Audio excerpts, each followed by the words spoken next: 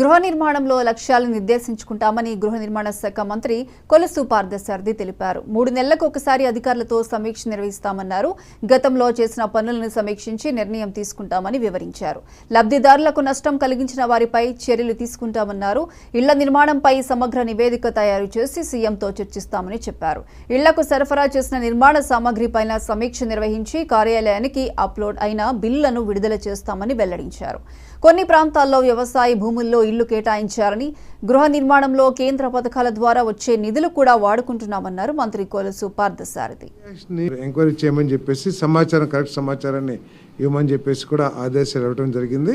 ఈ విధంగా చేయాలనేది నిర్ణయం తీసుకోబడుతుందని చెప్పేసి కూడా మనం చేస్తా ఉన్నాం. ఆ బేస్మెంట్ని పూడ్చడానికి ఉపయోగించవచ్చేమో పరిశీలించమని చెప్పేసి చెప్పాం. ఎందుకంటే ఇప్పుడు రోడ్స్కి, ఫ్లై యాష్ బ్రిక్స్కి అన్నిటికీ కూడా ఫ్లై యాష్ ఉపయోగపడుతూ ఉంది.